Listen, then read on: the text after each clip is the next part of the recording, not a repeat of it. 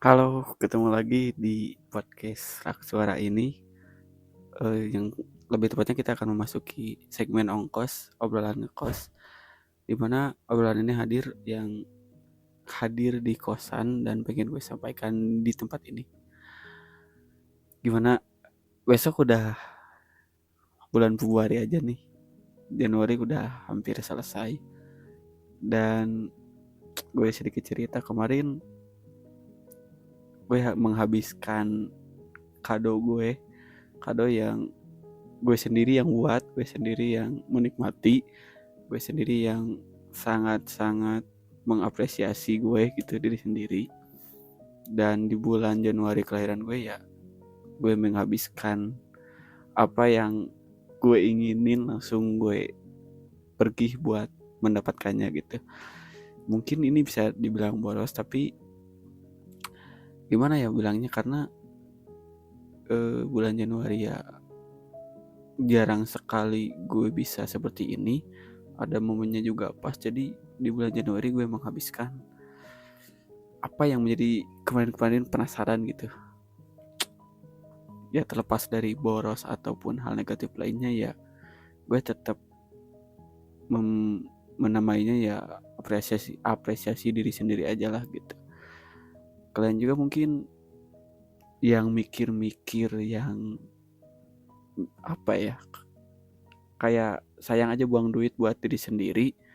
Menurut gue lo lebih baik habis pengeluaran buat diri sendiri daripada nanti mungkin nggak kerasa gitu keluarnya nih kemana aja nih, pengeluaran kemana aja gitu. Tapi buat diri sendiri lo jangan mikir-mikir dah gitu. Dan bulan Januari mungkin yang gue pengen ucapin ya, terima kasih bulan Januari buat yang Februari lahirnya. Semoga bisa apa ya, mungkin yang diharapkan di bulan kelahiran kalian bisa tercapai, meskipun satu persatu ataupun bahkan semuanya gitu. Semoga aja ya. Seminggu kemarin tuh harusnya rekaman ini gue buat tuh kemarin lusa, karena yang terbikinnya sih kemarin lusa, cuman momennya ya baru sekarang gitu. Yang gue lihat bahwa sosial media ataupun orang-orang yang berhubungan dengan kita di sosial media, hidupnya tuh ya kayak terplanning, kayak intinya kita seperti tertinggal jauh gitu. Yang bikin salahnya lagi, kita malah malah menjadikan hal tersebut jadi sebuah penurunan motivasi gitu. Jadi ini orang kok, ini orang-orang gitu kayak hidupnya seru gitu, teratur banget. Pagi ada yang lari, terus sore ada yang makan di kafe, dan malam bersana gurau dengan teman. Itu kayak, kok bisa gitu ya orang-orang sekarang gitu. Di tengah kondisi gue yang belum bisa seperti itu gitu. Orang-orang kayak berjalannya sangat cepat gitu, dan gue sangat-sangat tertinggal. Makanya gue mikir bahwa orang-orang tuh benar-benar terplanning banget ya kayaknya gitu. Hidupnya tuh kayak, ya mungkin ada masalah tapi kayak benar-benar lurus gitu. Gak menampakkan hal rumit yang mungkin gue rasain saat ini. Dan hal yang mereka lakukan tuh membuat gue pribadi ya mungkin bilang iri ya, karena kok bisa gitu. Tapi ya pemikiran itu kembali gue eh,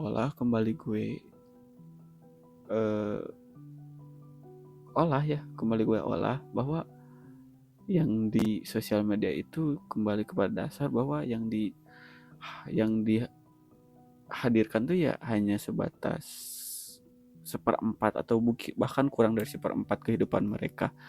Jadi ya yang gue lihat mereka itu bahagia, ya itu mungkin hanya 5% ataupun berapa persen dari hidupnya yang mereka jalani.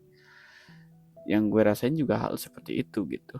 Cuman bedanya gue ya nggak selalu mempublis, nggak selalu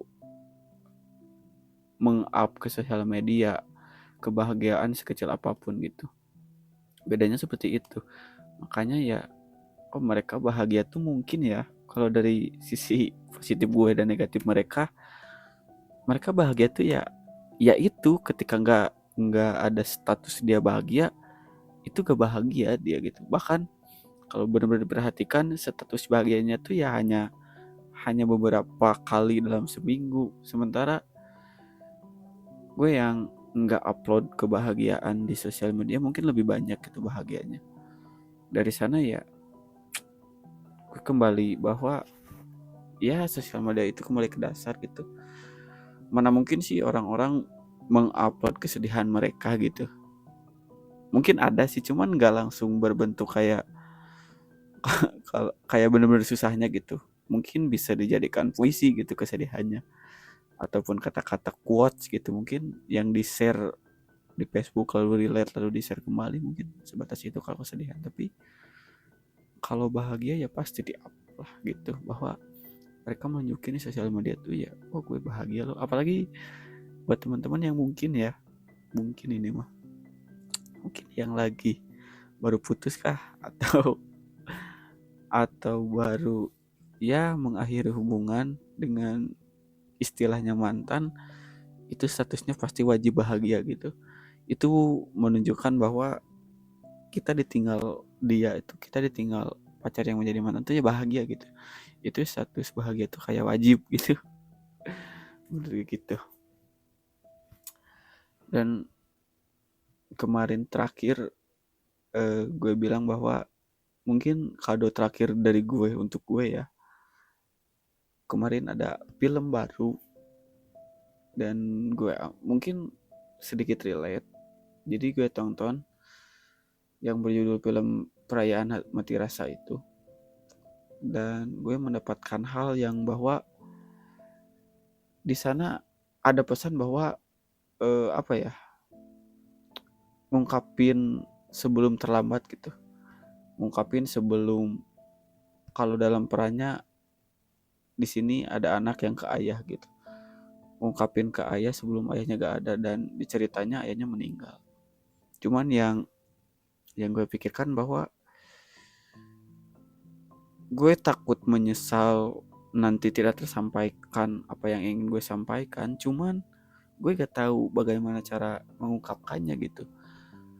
Gue juga ngerasain dari film itu bahwa menyesal karena tidak mengungkapkan tuh ya menyesal banget gitu. Tapi buat gue yang sekarang seseorang yang pengen gue ungkapkan itu masih ada, gue bingung gitu bagaimana cara mengungkapkannya gitu.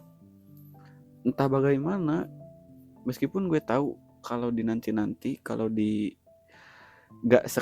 kalau gak sekarang ya kalian menyesal gitu mungkin. Tapi ya gue pengen banget menceritakan kepada seseorang itu, cuman caranya gimana gitu.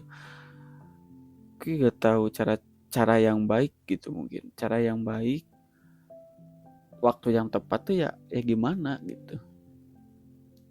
Di sana gue penasaran banget dengan cerita itu, mau mencari hal tersebut tadinya.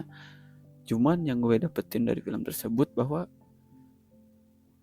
berjalannya waktu lo sendiri akan kuat gitu, lo sendiri akan mampu menghadapi dan akan mampu mengungkapkan hal tersebut gitu. Meskipun ya kembali tadi harus ada penyesalan dan hal lainnya.